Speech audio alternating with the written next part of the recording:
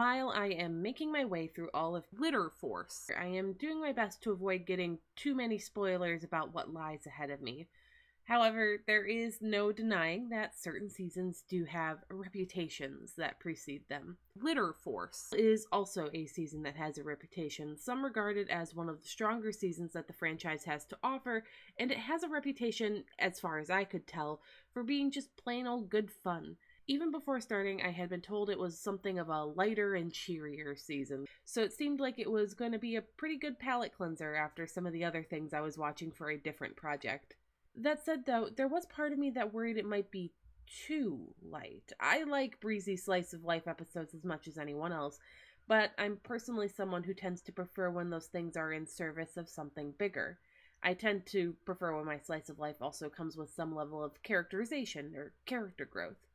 I want to feel like through hanging out with characters, I'm getting to know them better, so while I was interested in the prospect of a lighter and more episodic season, I was also keeping my eye out for how well the show handled its characters, because when you're making a season that is lighter on plot and story, it is really going to live and die by those characters. We have a set of girls who are getting pulled into a world of magical fighting in order to protect a kingdom of storybooks and the creatures there. They, like other Glitter Force seasons, have a big yellow queen that isn't able to do anything right now, so it falls on the precure team to prevent the villains that are straight out of fairy tale archetypes from causing stories to have bad endings. Let's also hope that this season didn't end up having one.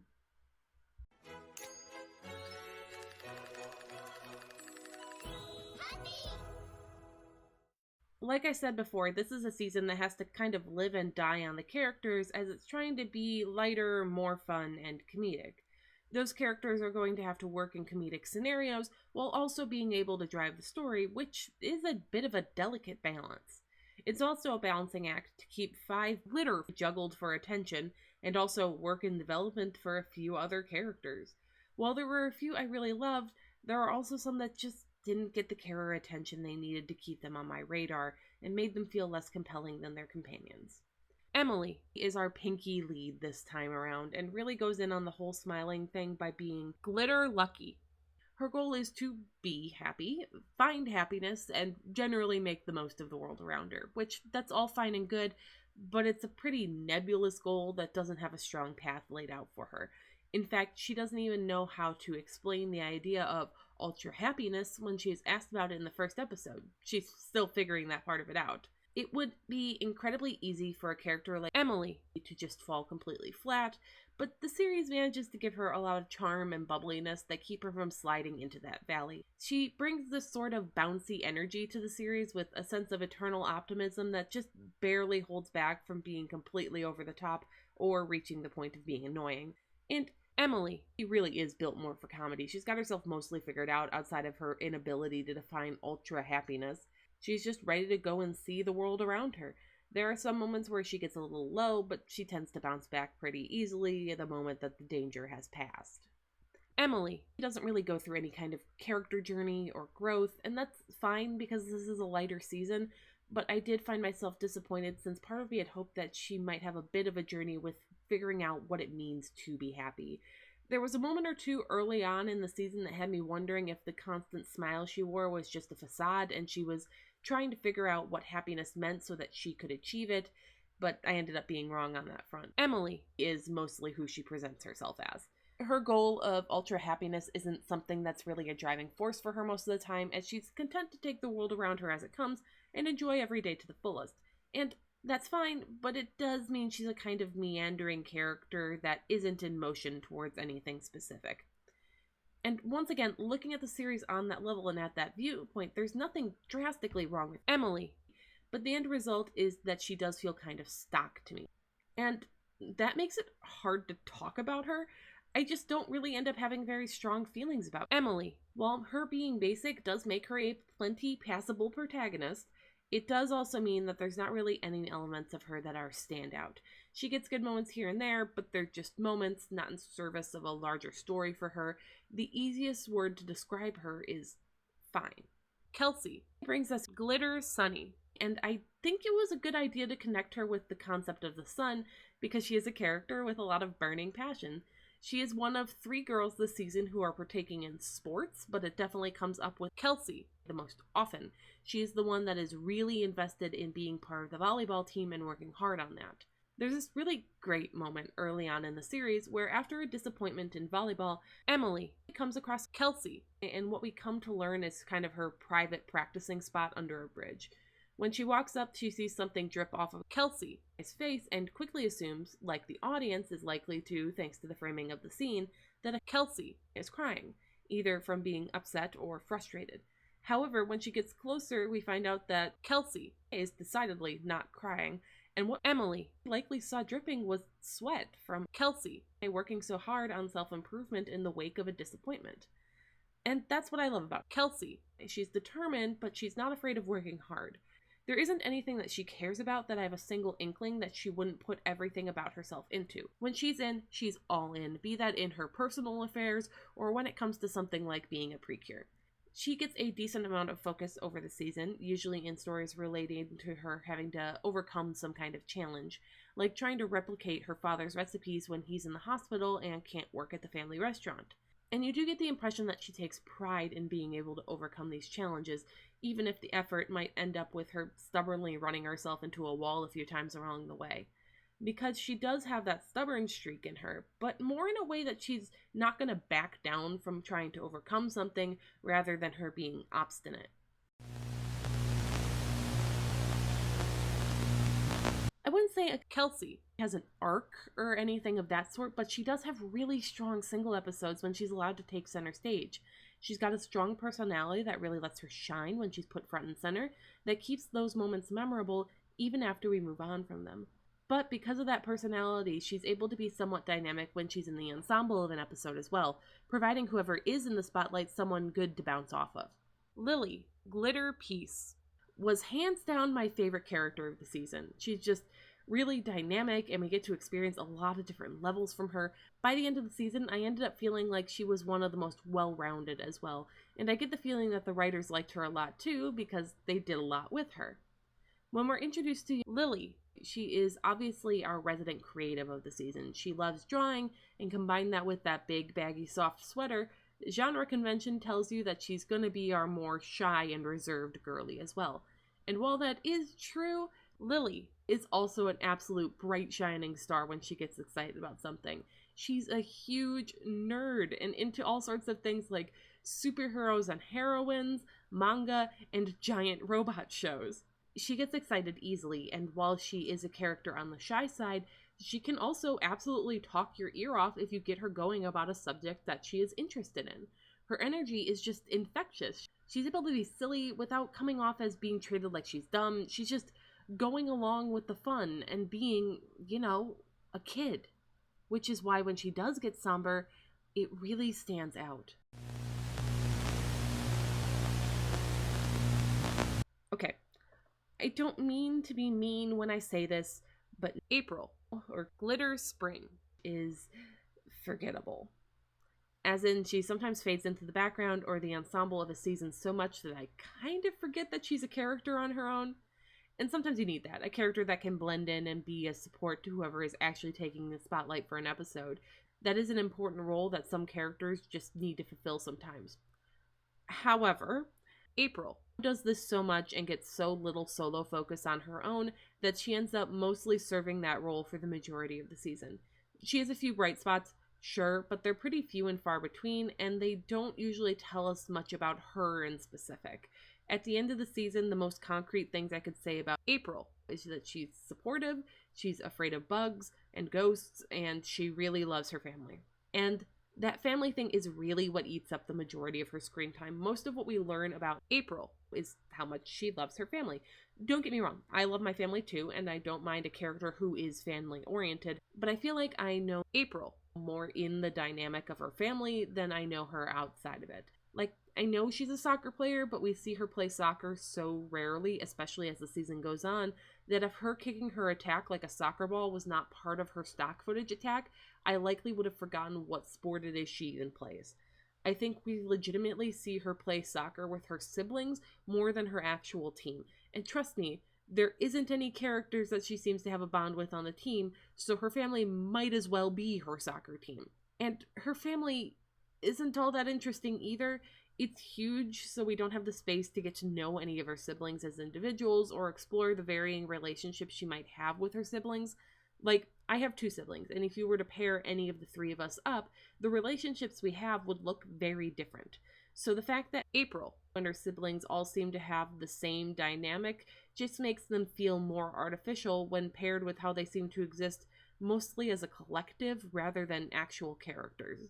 And I have to say, the fact that April doesn't really have much going on for her does lead me to having my mind wandering during her episodes into exploring territory that I know realistically the series would never touch. Particularly the way that if April's family dynamic was real, she likely would have been parentified on some level. It's kind of inevitable with a family that size that older siblings are going to get called on to help more than is appropriate for their age. I do not like it when shows like this uncritically shove young girls into having to serve a mom role. That's not something a middle schooler should have to do under any circumstance. Play is fine, but actually having to do it is a no-go in my book. It's perfectly fine for a kid to want to help with their little siblings. I did. But the siblings should not be placed in full-time care of those kids and have to do all their care for an extended period of time. Babysitting a kid or 2 for a few hours, sure. But being placed in charge of 5 children for an undefined period of time, absolutely not. Which is why, despite there being some strong points to it, the episode where April is placed in charge of all her siblings while her mother and father go to the hospital to have the latest sibling makes me deeply uncomfortable. April is fully in charge of all her siblings for at the very least a full day, given the way that births go, likely 2, maybe more if there were complications. There's not an indication that her father is going to swing back now and then to check in and make sure everything is going okay. April doesn't seem to have an adult she can go to for help. She is in charge and effectively the parent until her parents get home. Honestly, just a throwaway line that a relative like a grandparent or aunt or uncle was on the way but got delayed, so they needed her to hold down the fort for a little while would have saved the entire premise for me. I get that there might be some idea of wish fulfillment for kids to be completely in charge with their younger siblings in that childish, mom and dad said I'm in charge sort of way. However, now that I'm adult, it is just something that rubs me the wrong way. I know that with the series itself, it's something that is presented almost in the way of play, which is usually fine, but in the context of a story and not watching kids actually playing, within the context of the story, these are not some toys that can be packed away when we're done playing with them, you know? But I guess that hardly matters in the context of this episode, does it? Because April, those siblings are perfect. They behave perfectly, listen perfectly, and even the major problem of the episode is caused by 2 of them going off with the best of intentions. Their only crime is that they don't tell April before they go. April has no conflict with any of her siblings the whole time. Remember what I said about them feeling completely artificial? This is basically the final nail in the coffin for that. I know that I haven't talked about April herself much, but what else do you want me to say? There really isn't that much to talk about with her. Do I need to tell you about how she's scared of bugs? Because that's hardly something that feels tied to the core of her character and could have been applied to any of them. She just doesn't get the focus she needs to feel fleshed out. Even the school sports festival episode that could have focused in on her ends up spending like half of its runtime with Lily. It struggles cutting into what could have been used to let me feel like I know April. I just don't know her like I know some of the other characters, unfortunately.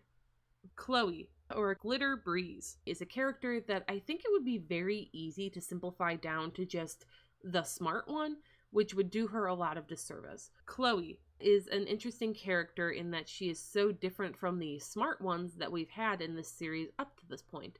Up to this point, the ones like that, being smart, was part of their skill set, but it wasn't something that impacted the way that they interacted with others beyond the potential that someone might look up to them. Chloe is living in this weird place where while she has book knowledge is what makes up most of her knowledge base. She can spout off fun facts, but she has trouble recognizing or understanding comedy. She knows how to speak in front of an audience, but she has trouble seeing the subject of her speech outside of just her own perspective and connecting with what will make people believe in what she believes in. She's studious, but part of that is because of the expectations her family has placed on her, and she doesn't seem to have an end goal for her own in terms of what she wants to do with her life. And what's nice is that Chloe begins to recognize these blind spots within herself. She notices the way that there are things that she can learn from her friends that books could never teach her, and that leads her to this place of trying to learn things from experiential learning rather than just learning from books. We see her trying new things and exploring the world around her along with her friends. It's not that she's entirely stagnant, but that she has some branching out to do, and it's clear that having her friends around makes that easier to do. It's a subtle thing that happens over the season, but it's something that I'm glad to see her do, even if it doesn't feel like her storyline has a full resolution. Even at the end of the season, it doesn't feel like she's gotten to the point of knowing what she wants.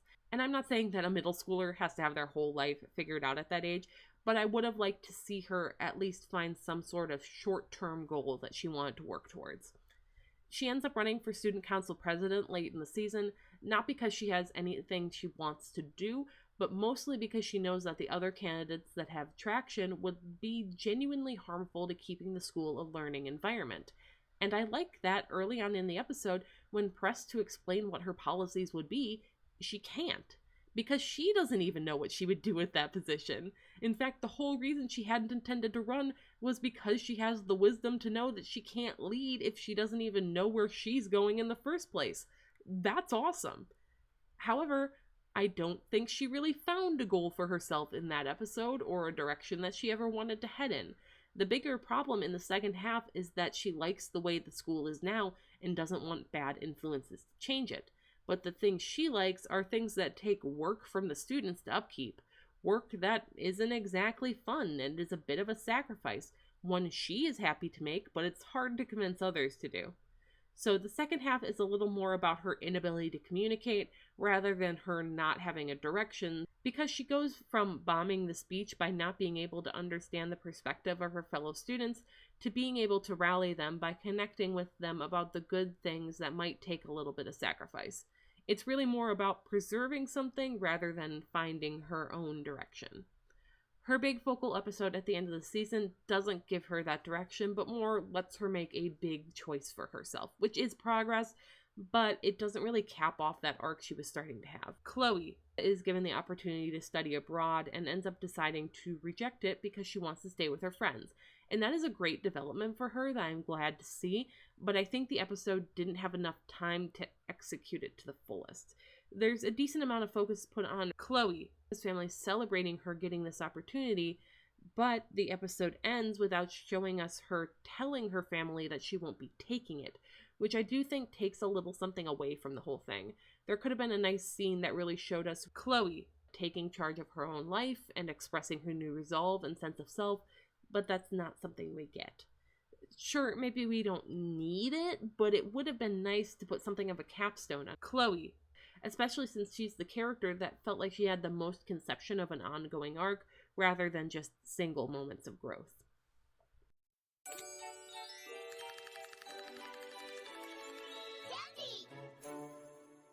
The cast felt really insular. We rarely saw any of them hanging out with anyone but each other, and there were barely any side characters that made any sort of an impact. Which is fine for a series to do, but I also hope it isn't the trend going forward. It's something that does end up making the world of the season feel much smaller when it does happen. Even just having a few can make all the difference. You feel it when it's missing. The classmates of this season do have fairly unique designs that make them seem like they're going to be recurring characters if that effort was put into them instead of just giving them fairly generic looks. Yet, by the end of the season, I could count the number of episodes that the class was actually involved on any level on one hand. The girls all have families, but they have varying levels of importance to the series itself.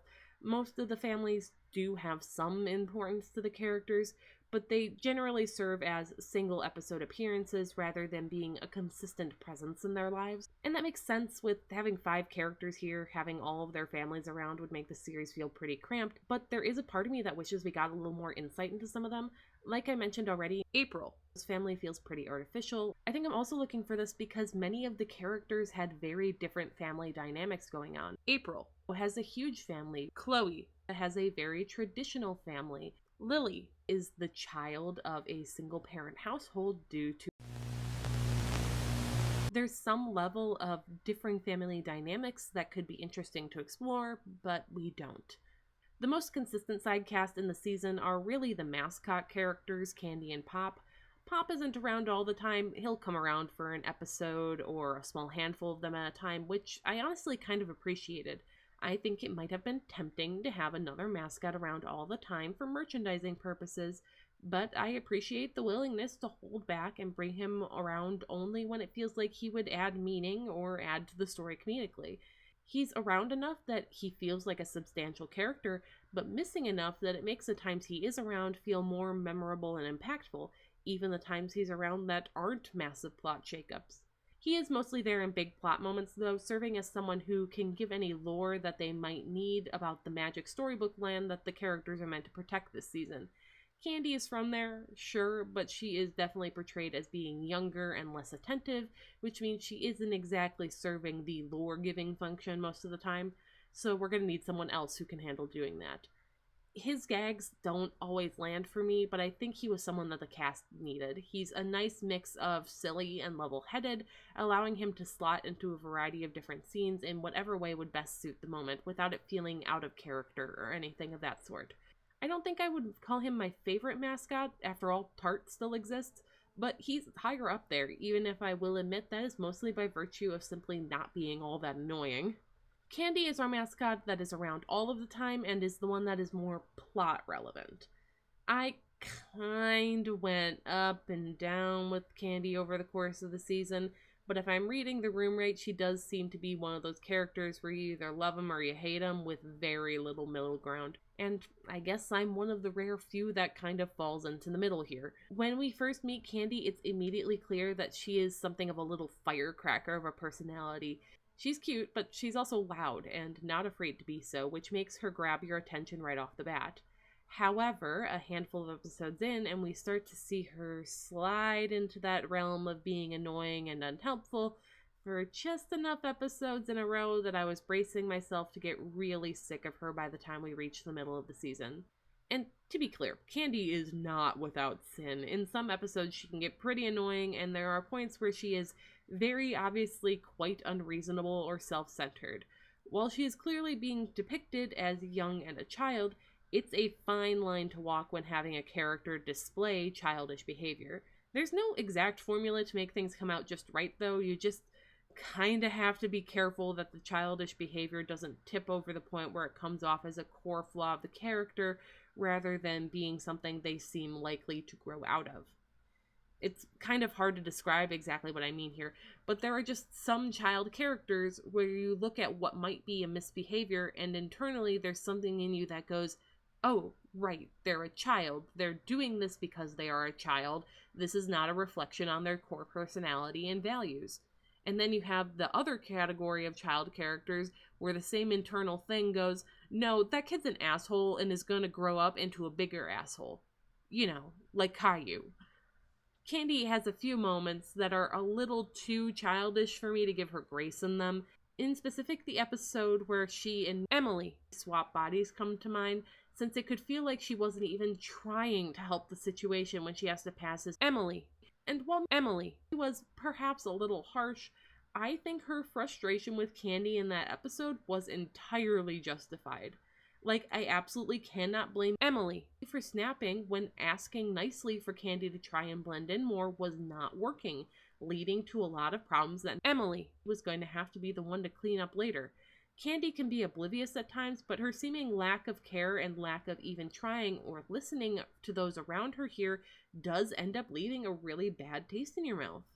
Thankfully, this, let's call it harmful childishness, is something that fades out after a while, leading to a Candy that is more a wide-eyed wanderer that has a lot of sense that she wants to learn about the world, which does lead to some nice moments, even if they might come off as a little heavy-handed.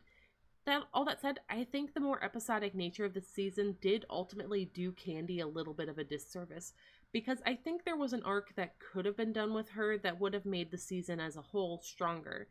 At the very end of the season, it is revealed that the queen of the storybook land that everyone's been trying to save is already gone, and what they've been experiencing of her has been nothing but a sort of lingering magic echo to provide faint guidance. Candy is then revealed to be her daughter and intended replacement, which culminates in Candy emerging from a cocoon in a childlike human form after she has sort of come into her power as the new queen. It's a big moment, but I don't think that it entirely hits.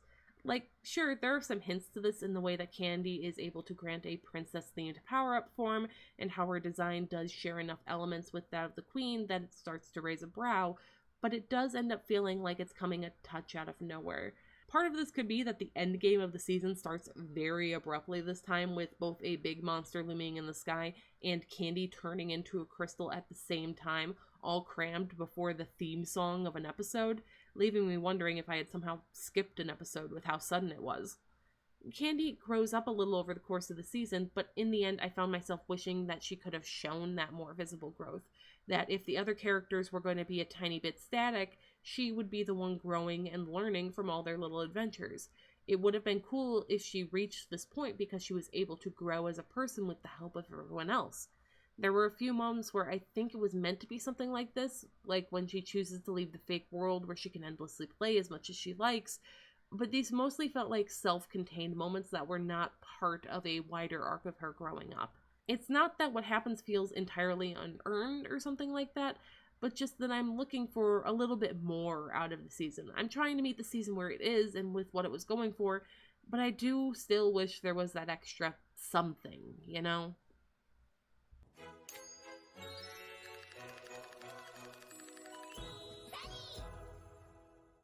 So this season, the villains are all pulling from story archetypes, which is really fun to go along with the whole storybook theme. It also gives each of these characters a defining presence before we even get to know them. Like this guy, Ulrich. He shows up on screen and you instantly pick up on what his deal is. He's the big bad wolf. And just from that and his design, you're able to form a decently accurate impression of him. Except, ha! You've been bamboozled, because in the end it turns out that they were actually the little mascot creatures that turned evil because everyone made snap judgments about them just for being representatives of bad guys in the stories. Now don't you feel silly? Okay, so obviously the series isn't trying to make us out to be the bad guy for using the tools that we have to make connections when it comes to understanding media.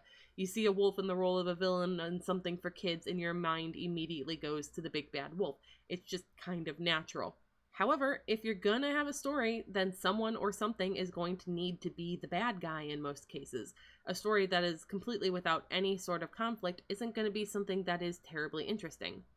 However, just because these guys are representative of villains doesn't mean that they need to be treated terribly in their storybook land, and while they might have been manipulated into going down a darker path, it did ultimately lead them to finding each other, which is good in its own way. And they got some genuine acceptance from Emily in the end. We can only hope they found the same acceptance back home in the fairy tale world, since it seems like they are merely representative of storybook bad guys, not actually them. What I'm more interested in talking about is how each of them are representatives of their archetypes, because they are pretty nifty. Ulrich, like I said, is the big bad wolf, which is a character that can actually be pinned to a few different fairy tales, since the idea of a wolf being something to fear is a pretty common motif. He goes about things with a mild, lazy swagger, which makes for a fun character, but he's also the one that is the most quick to anger and aggression, almost becoming a representative as well of a big dog that a kid might be frightened of in their everyday life. While all the characters are a little buffoonish at times, the crown for that would definitely go to Brute. He's a lot of fun as a character that sort of throws himself into situations without realizing what a problem that might cause or even fully understanding how something works. I will admit that this does lead to him having a sort of streak of interrupting what would otherwise have just been slice of life episodes, but it doesn't make him any less fun when he does come crashing in. And I genuinely did appreciate him being part of things as a sort of representation of Bruja is the one that interested me the most in the way that she related to the concept of an evil witch that she's meant to represent. And that is because she embodies two different interpretations of a witch all in one. Witches are just, in general, a really cool subset of monster myth because they are one of the ones that is often used to represent cultural anxieties. Like, vampires have been used to reflect cultural fears about things like sex or sensuality, but they've also been used to represent things like a fear of diseases, or specifically bloodborne illnesses. Werewolves can be used to represent fear of the wild, of instinct, of animalistic nature, but sometimes in something like Teen Wolf, the werewolf is just raging teenage hormones. Witches, as you can likely guess, have a bit of a history of standing in for fears and anxieties about women.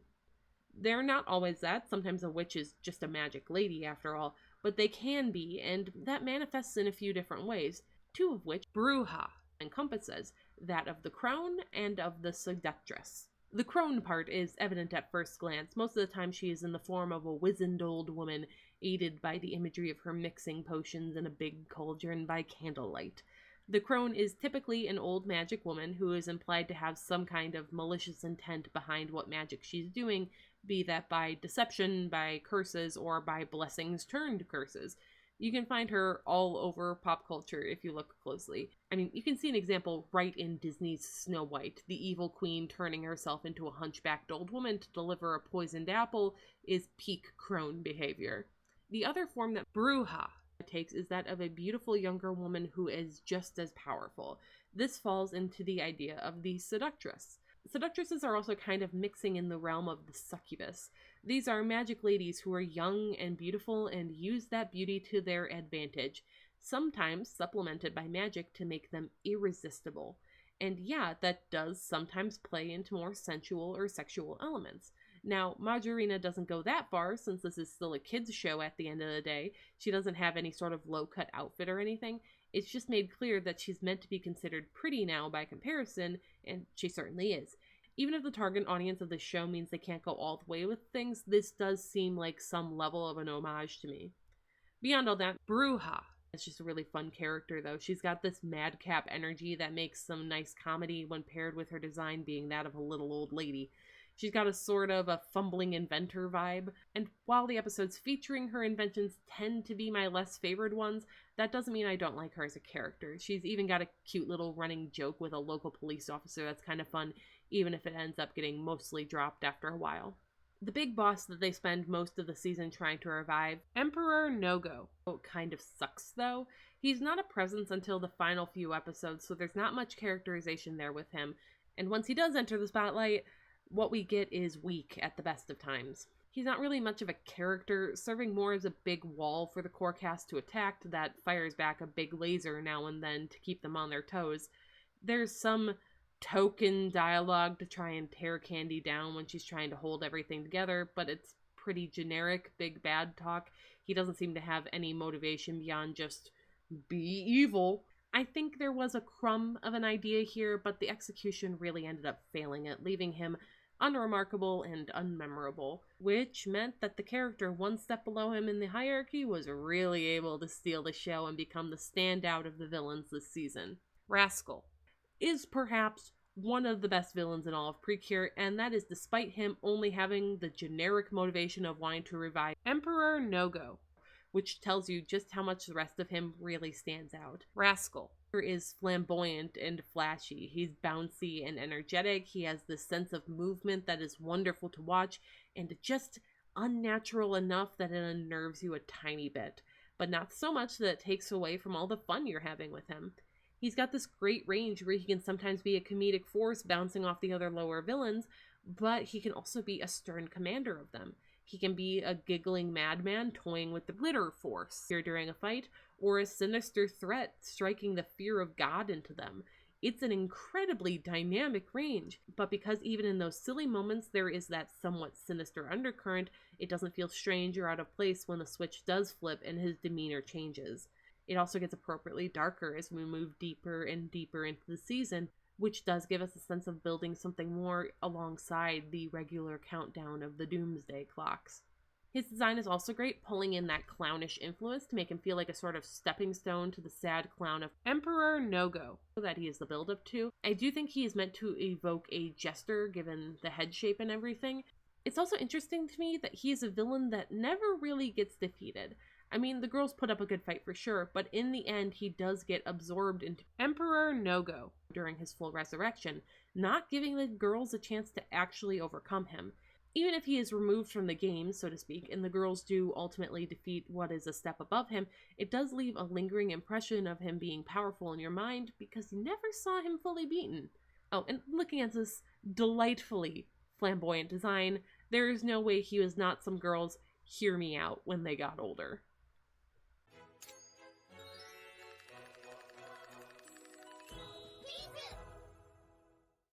Okay, it's come up a few times so far, but this season is very episodic. This season feels like it has the most separation between episodes. At times, it can feel like the only thing carrying over from one episode to the next is the MacGuffin hunt that the girls are on, and even that is something that they need to be attacked by the villains to progress. Now, I want to be clear, it is not inherently better for a series to be episodic or for a series to be serialized. They both have their strengths and weaknesses, and everyone is going to have a preference for what they prefer. There are even some shows that function on a hybrid model, starting out episodic, and then either having bursts of serialization or getting more serialized as the series goes on. I have seen some great examples of all of these, and while all the glitter force I have watched so far have been at least semi-episodic, this is definitely the most episodic. I will admit that it is not my personal preference for this series, but I did also have a pretty great time with the show, most of the time, anyway. You see, one of the big risks when you go fully episodic is the need to come up with a lot of self-contained stories, and because of that, you can sometimes end up with a lot of stinkers, episodes that are just not a good time. I don't think that Glitter Force had too many, but there are a few episodes I really did not enjoy, and some that I just found kind of boring. I could tell when I wasn't really feeling an episode because I would end up not taking a whole lot of notes about it. I will readily admit, though, that I think part of the reason I wasn't feeling some of these episodes is because I am a grown woman who has been watching cartoons for a long time. This season featured a lot of what I would consider to be gimmick episodes. I would say it's solid 70% of the time those would be facilitated through brouhaha. What I mean by this are episodes that were using something I would consider to be a fairly common cartoon trope. So like the body swap episode, the getting turned invisible episode, getting turned into toddlers, getting shrunk, those sort of things. This is an episode type I've seen a lot in other cartoons, so nothing about it ended up feeling fresh to me, and in some cases they could end up being annoying, like the baby episode. For me, these are things that I've seen before and don't interest me. They're not what I come to Glitter Force or the magical girl genre for. However, I also understand that for a certain subset of kids, this might be their first time seeing something like that in a cartoon, just like how I had to see this for the first time in a cartoon that was either coming out when I was a kid or had come out before I was born. I can't begrudge a series for doing that sometimes because of that, but at the same time, these sorts of episodes are definitely not for me, and after a while, I started rolling my eyes when I realized that's what an episode was going to be. This did leave some room for creative episodes that might have been harder for another season to justify, but it did overall lead to the season being a little bit more of a mixed bag for me at times. Not to the point that I think it's a bad season or anything, but enough that if I were going to rewatch the season, there are definitely a handful of episodes that I would just outright skip. I do think this episodicness and the way that the series leaned a little more on the silly side than some other seasons did ultimately ended up hurting the believability of the world somewhat as well. This one is going with the thing where the mascot character pretends to be a plushie when there are others around, but the way this was handled with Candy frustrated me. There were plenty of times where this would get ignored in a very public place where things could definitely be seen by just about anyone, which is the show just wants to hand wave it a little and have us put that out of mind. That's fine. But that does mean the times when the series does call attention to the fact that Candy isn't very good at that, or needs to be reminded of it for the girls to have to comedically make excuses, it ends up feeling out of step with the rest of the season. It would be one thing if you could argue that nobody notices she's actually talking unless they pay attention because she seems like a pet at a glance, or if we were just kind of hand-waving it, like I said. But the lack of consistency, sometimes calling attention to it and sometimes completely ignoring it, was what bothered me. The risk of them getting caught for magic stuff, like the episode where some of the girls are turned invisible, for example, is also played kinda inconsistently, enough that it bothered me a little bit. This is something the show is definitely doing for the sake of comedy, sure, but this attitude sort of threw me for a loop. Glitter Force does also continue to suffer from a little problem that progress resets is glitter force. They came in the form of finding out that there was actually more to do when the task got finished. You see, part of the season was collecting these things called glitter charm. It's little magical decorative charms that are used to make the monster of the week and held in the magic holder box. At the start of the season, the girls are given a set number they need to collect in order to revive the magic queen of the storybook land. When they fill up the holder, that doesn't happen. They fill it a second time at double speed since the monsters are giving 2 glitter charm, 4 at a time, and it doesn't happen. In total, they fill this thing up 3 whole times, which just feels like we're getting thrown back to square one over and over. In hindsight, the reason it doesn't work to revive the queen is because the queen is already gone and can't be revived, so some other reward is distributed instead. However, it might have been nice to get reward milestones without seeming to wipe out the progress that had been made up to that point each time. I think each new set is meant to be sort of on a new page or something in the holder, but every time we move on to the new set, what we are able to see in the episode makes it feel like the holder has visibly been completely emptied out, making it feel like progress was lost. This is especially true the first time, where 16 of the little charms were collected one by one, which takes the longest of each of the fills. It's not quite as bad later on, where the girls are managing to nab 2 at a time to go a little faster, with one episode forwarding 4 at one point. But the filling of multiple at a time does make the following collections feel like they're being rushed through, leading to the sense that the collecting is a little poorly paced.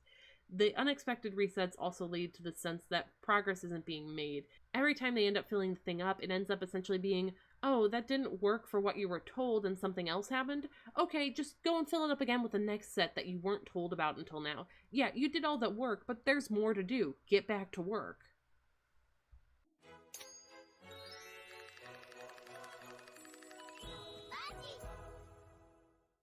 With this season being more episodic, it can feel like the fights are coming in just to interrupt the slice of life a little more, but it never reaches the point where the bad guys were literally teleporting the girls out of their lives for the sake of a fight. They might not be integrated perfectly, but even the ones where they feel a little tacked on, I can see where there was an attempt to integrate them. And like often happens, there has been a step up in the fights to keep them dynamic and interesting over the course of the season. I had fun most of the time. There might not have been always a case of finding a creative solution to work things out, but when there was, those were a standout.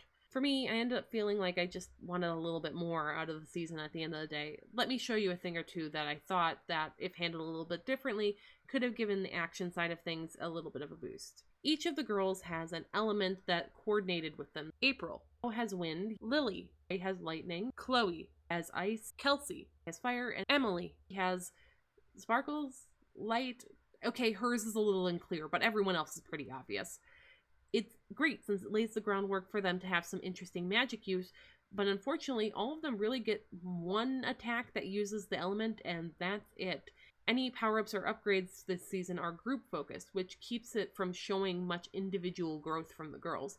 Sure, each of them does kind of get an upgraded form of their attack, but those are really only a slight alteration rather than something fully new, and come so late in the season that we don't get to see much use outside of their final focal episodes and the finale conflict. The most growth we see is that at the start of the season, using their magic seems to exhaust them after one shot, but later on they look like they have more stamina. But by that point, the group finishers have come in, so this ends up being something that flies a little under the radar. There's only a few occasions where we actually get to see them use their attacks more than once in a fight, so it's not something you really pick up on unless you're paying attention. There's this one moment where April and Kelsey are both sort of pinned down next to each other in a fight and end up reaching out for each other. Given that this is the climax of the episode and a culmination of a story where they were at odds and competing with each other, there was this sort of vibe that something big was going to happen when they started working together. For me, at least, everything seemed lined up for there to be a big moment where the two of them managed to pull off a team attack with just the two of them that combined both their elements. The story leading up to it was really checking off all the boxes for that, and given how deep we were into the season, it might have been a nice sort of sign of growth and deepening of a bond. It didn't happen though, and I found myself a touch disappointed. Like, obviously not every show has to cater to exactly what I expect of it, I'm not saying that, but I was disappointed that by the end of the season, each of the girls still only had one attack that they were working with, everything else being a full team blast. It just feels like past a certain point in the season, there is little individually distinctive about the girls when it comes to their combat outside of those single episodes that really focus in on them. I've said it before and I'll say it again, I don't really care for the big flashy group attack being used in every single episode. I tend to feel it makes it feel less special and powerful when we see it over and over instead of saving it for those emotional high points where we can really feel that big impact. Glitter Force has 3 big special attacks, 2 of which come with a full form change and 1 that comes with some accessories. While these are cool and a lot of fun, seeing them so often just ended up dulling their sparkle a little bit for me personally. The lore definitely tries to justify it with a few different monsters that for whatever reason need a different attack to defeat them, which I appreciate, but when those start becoming the primary sort of monsters that show up, the big attack ends up becoming the default. And that is something that I think specifically hurt a specific section of the season. So let's talk about that last stretch of episodes that come right before kicking into the endgame of the season. There are 5 of these, 1 for each girl, which is meant to be a sort of culmination or peak struggle for each of them. They follow a fairly similar formula. Girl encounters personal struggle. That girl ends up in a one-on-one fight with a villain without any backup. She overcomes a personal wall or shows perseverance, and she manages to reach what seems to be a powered-up state and deliver a bigger attack than usual on her own. The formula gets a little repetitive, and after it happens with the first 2, you can basically predict what's going to happen with the next few episodes since all of these come back to back, which that's fine. I'm sure the sense of repetitiveness was just increased a little for me because I ended up watching all 5 of these in one sitting. That being said, these episodes frustrated me for another reason, the way they end and how that ending tended to somewhat undercut the girl who was the centerpiece of the episode. Despite the struggle of each of these fights clearly being a big moment for each of these girls, it's never allowed to be a moment just for them. They will pull off a big and impressive attack, something that feels like a really solid climax to the episode in a fight, but no matter how powerful that moment feels, how much of a culmination it feels like, how much it feels like she should win this all on her own in that moment, and no matter how much getting that solo win would benefit the story of the episode, the attack never works enough for them to actually win. Every single time, the rest of the team has to show up in the aftermath of that attack to do the big stock group finisher to actually finish the fight. In the case with Chloe, where her culmination is making a choice to pass up a scholarly opportunity to stay with her friends joining in to finish things in the end makes sense, adds to the story even. But then you have a case like Lily, where she's a little bit in conflict with her self-doubts and her personal limitations. She had the character of the manga she worked on criticize, a character she admits is meant to be this sort of reflection of everything that she wishes she could be, her idealized self. Her conflict ends with her reaching towards being that person at least a little bit. It's a wonderful moment, a powerful one. It feels like it should really be her win. But because we need to have that big final group attack, she's not able to completely pull it off, which is upsetting to see. Sure, the power of friendship is great and all, but we don't want it to get in the way of telling a compelling and whole story, you know? Even if they were using the big group finisher in all the other episodes, sometimes it can be good to hold back. And because there's no other place for us to really talk about it, I want to say I am not very fond of the end of this season. For one, the ending of Candy going away forever while everyone cries, that is just the ending of... The season just doesn't have the chutzpah to actually commit to the sad ending. I believe that a bittersweet ending is something that is possible, but the season wasn't willing to go for it, which is disappointing. I feel like undoing everything so Candy can be around her friends again just really undercuts whatever emotion the loss was meant to invoke in us.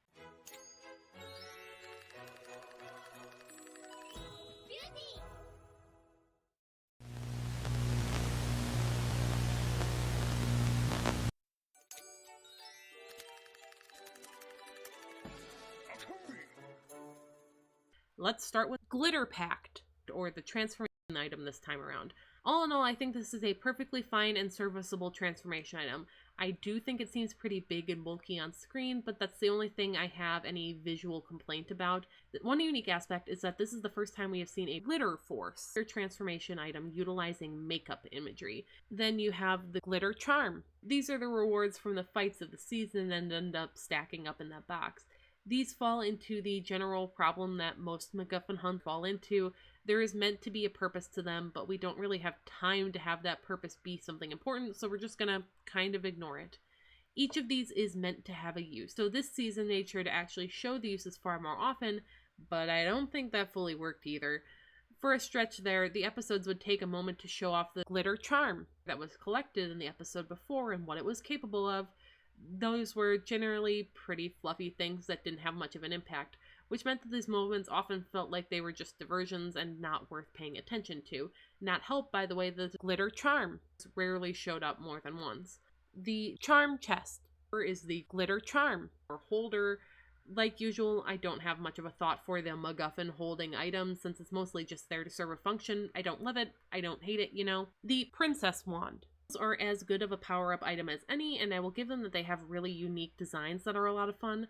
There is part of me that wishes there was a little more Pegasus imagery in the series leading up to them, outside of like 1 or 2 mentions, just to give a sense of build-up though. They're also one of those items that extremely rarely exists outside of stock footage though, so it's not like they're getting massive amounts of screen time. All that said, blowing the magic flame out at the end of the attack is something that is a really good touch, and I appreciated whenever we got to see it. The royal clock, I think you know what I'm gonna say here. It's not really needed. It really feels like they just wanted to give a counting clock to the heroes as well as the villains. It demonstrates a unique purpose and use like 1 or 2 times, but it's mostly just a thing to power up the super attack even further, with a mild swap to footage to make it a phoenix instead of a Pegasus. I think this one could have been cut without losing anything. And lastly, the book. There is a storybook that is a recording of the Glitter Force squad, allegedly. The reason I say allegedly is because this thing does not show up all that much in the series, despite it being something that could have been a fun running element. We're just introduced to it at episode 6, are told it's actively recording the tale of their adventure, and then it doesn't really come back until like the finale blowout. Personally, I think given the episodic nature of the season, this is something that could have just had a quick scene at the end of most episodes. You know, an illustration with a Dear Princess Celestia type moment before the book closes and we cut to the credits. Like a little button on the end of things to make sure it's all wrapped up.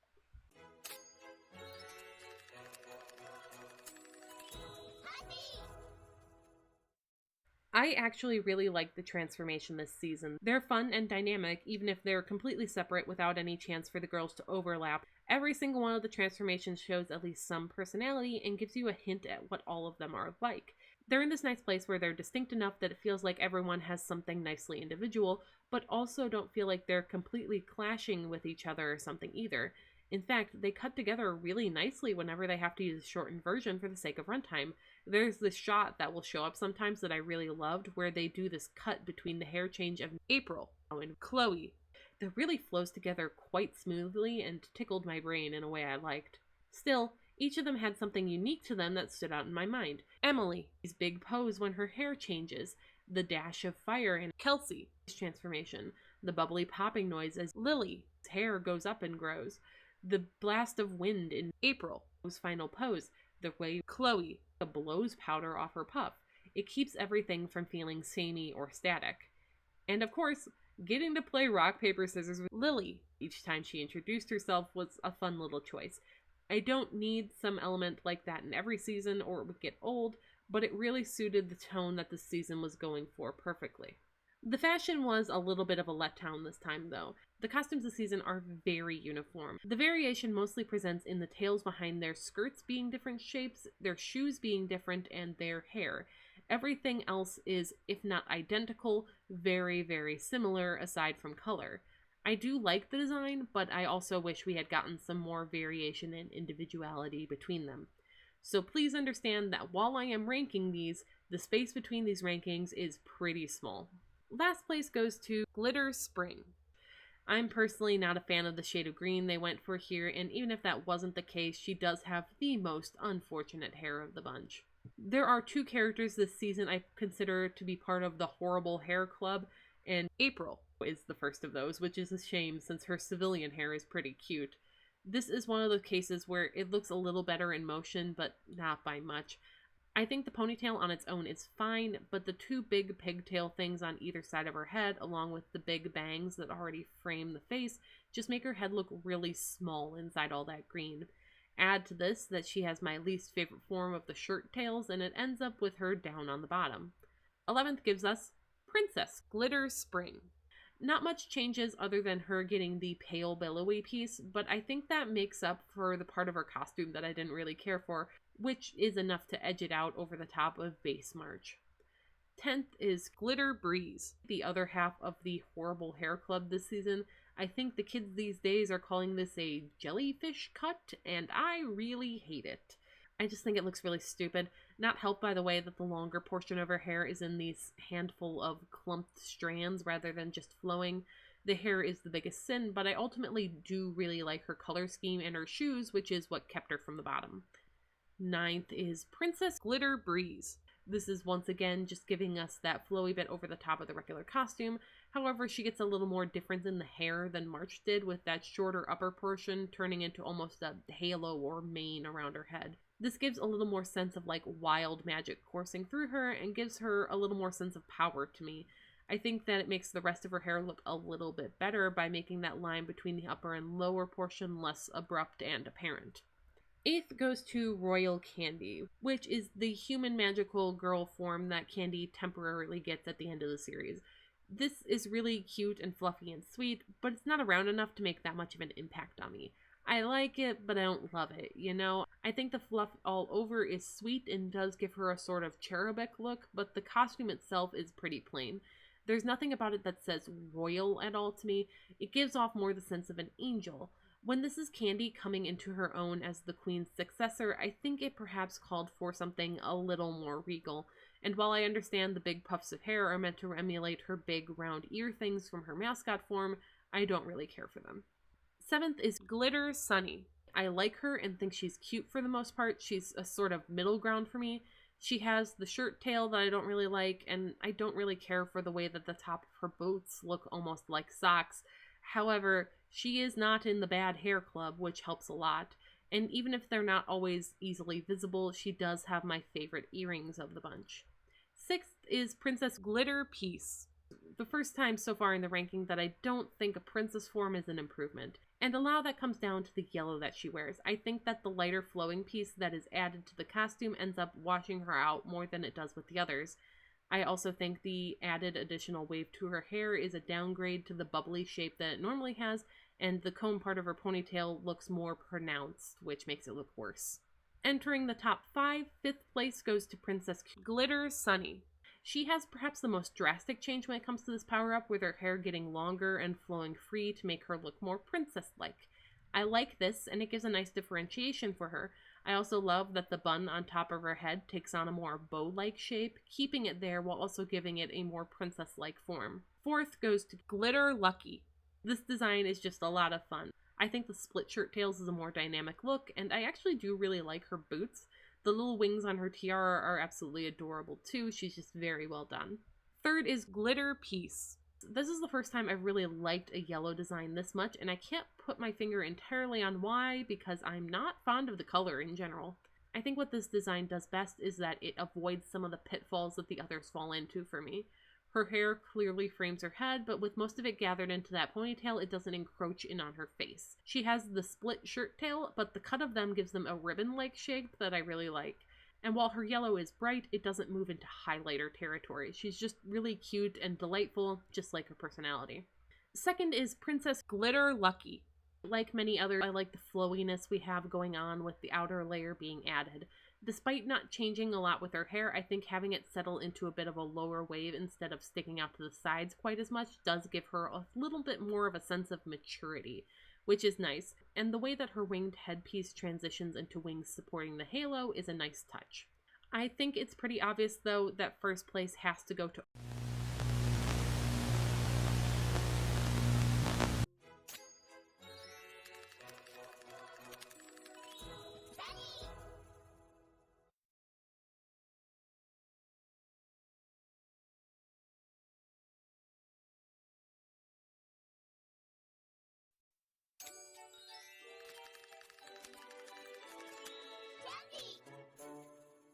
Glitter Force. Is a pretty good season, but it's not one that I'm going to be watching again.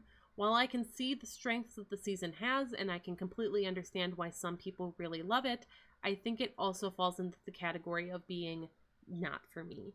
As someone who is interested in robust characterization, this one just isn't in my wheelhouse.